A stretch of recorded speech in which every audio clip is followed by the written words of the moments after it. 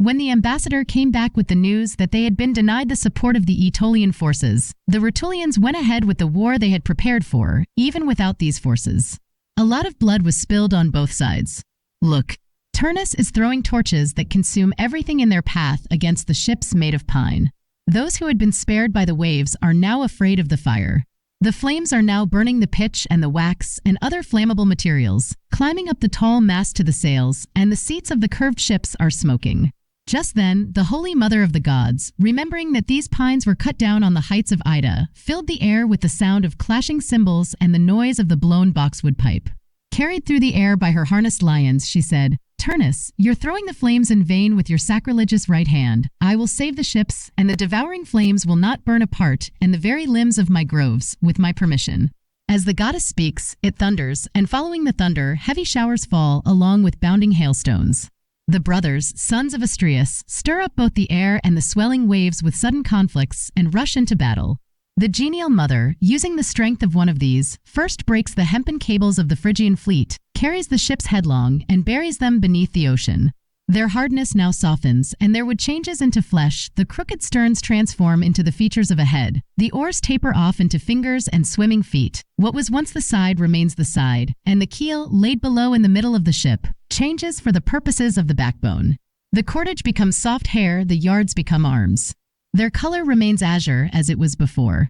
As naiads of the ocean, with their virgin sports, they stir those waves which they once feared, and, born on the rugged mountains, they inhabit the flowing sea. Their origin does not influence them.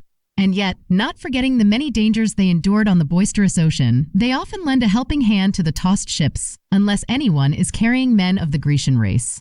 Remembering the disaster in Phrygia, they despised the Pelasgians.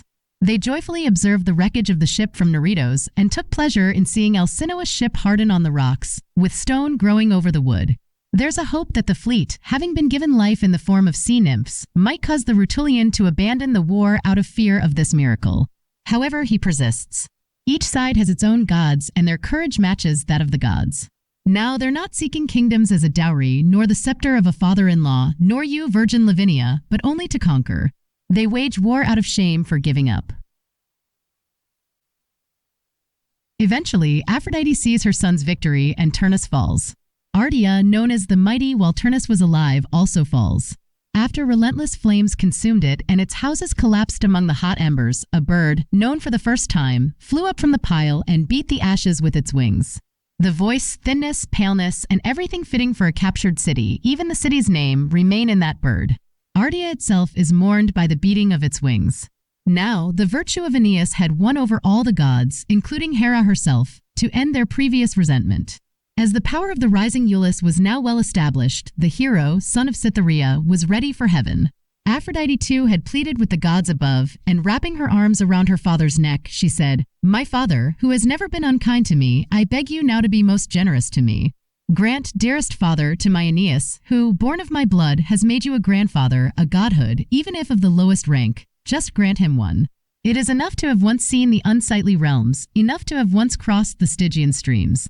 The gods agreed, and his royal wife did not keep her face unmoved, but with a pleased expression, she nodded in agreement. Then her father said, "Both you who ask, and he for whom you ask, are worthy of the gift of heaven. Receive, my daughter, what you desire." Thus he decreed. She rejoiced, thanked her father, and carried by her harnessed doves through the clear air, she arrived at the Laurentine shores. There, Numicius, covered with reeds, winds to the nearby sea with the waters of his stream. She ordered him to wash away from Æneas whatever was subject to death, and to carry it beneath the ocean in his silent course. The river, personified with horns, carried out the orders of Aphrodite. It used its waters to wash away anything mortal from Æneas, sprinkling him in the process. What remained was his superior essence. His mother then anointed his now purified body with divine scents, and touched his face with ambrosia mixed with sweet nectar, transforming him into a god. The people of Quirinus referred to him as indiges and honored him with a temple and altars. From that time, Alba and the Latin state were under the control of Ascanius, who had two names. Silvius succeeded him, and from him sprung Latinus, who renewed his name along with the ancient scepter. The illustrious Latinus was succeeded by Alba, Epidos sprang from him, and next to him were Capitus and Capys, with Capys being the first of these. Tiberinus took over the sovereignty after them, and after drowning in the waves of the Etrurian river, he gave his name to the stream. Remulus and the fierce Acrota were begotten by him. Remulus, the elder, who imitated lightnings, perished by a thunderbolt's strike. Acrota, more moderate in his views than his brother, passed the scepter to the brave Aventinus, who is buried on the same mountain over which he reigned, and he gave his name to that mountain. Now, Procra ruled over the Palatine nation. Under this king, Pomona lived. Among the Hamadryads of Latium, no one tended to their gardens more skillfully than her, and no one paid more attention to the fruits of the trees. This is why she got her name. She didn't care for woods or streams, but she loved the countryside and the branches that bore the thriving fruit. Her right hand wasn't burdened with a javelin, but with a curved pruning knife. With it, she would sometimes trim the overly luxuriant shoots and reduce the branches that strayed without order. At other times, she would graft the sucker into the split bark, thus providing nourishment for a foreign sapling. She didn't let them suffer from thirst. She also watered the winding fibers of the twisted root with flowing waters. This was her joy, this was her pursuit, and she had no desire for love. But fearing the violence of the countrymen, she enclosed her orchard within a wall and both forbade and fled from the approach of men. What didn't the satyrs do, a youthful group skilled at dancing, and the Pans with their brows adorned with pine, and Silvanus, always appearing younger than his years, and the god who scares thieves either with his pruning hook or with his groin, in order to win her over. But even then, Vertumnus surpassed these in his love, though he was no luckier than the rest. Oh, how often did he carry ears of corn in a basket under the guise of a sturdy reaper, and he looked exactly like a reaper. Many times, with his temples bound with fresh bay, he would appear to have been turning over the mowed grass. He often held a whip in his sturdy hand, so you would have sworn that he had just been unyoking the tired oxen. Given a pruning knife, he was a woodsman and the pruner of the vine. Now he was carrying a ladder, and you would think he was going to gather fruit. Sometimes he was a soldier with a sword, and sometimes a fisherman, holding a rod. In fact, by taking on many forms, he often gained access for himself, so that he could enjoy the pleasure of gazing at her beauty.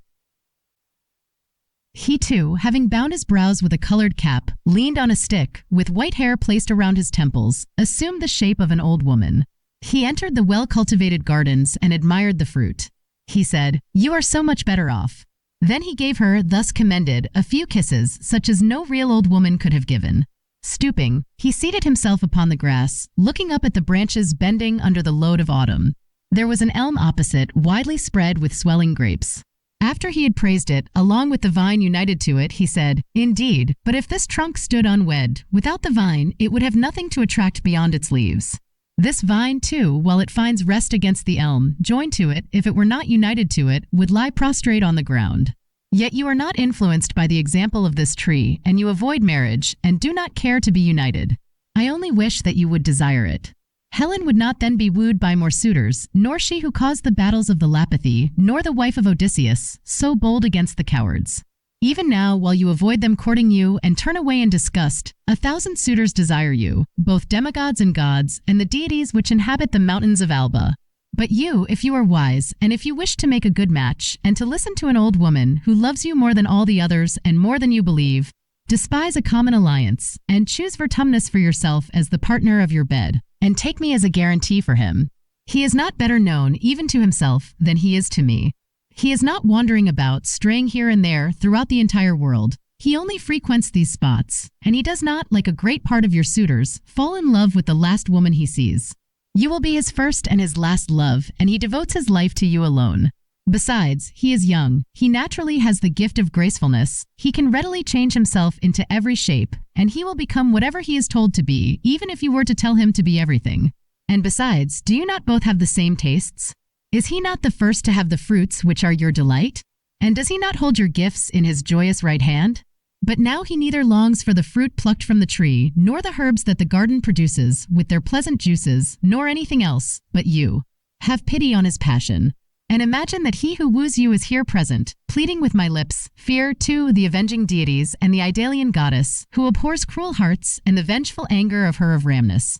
And that you may stand in awe of them more, for old age has given me the opportunity of knowing many things. I will relate some facts very well known throughout all of Cyprus, by which you may be more easily persuaded and relent.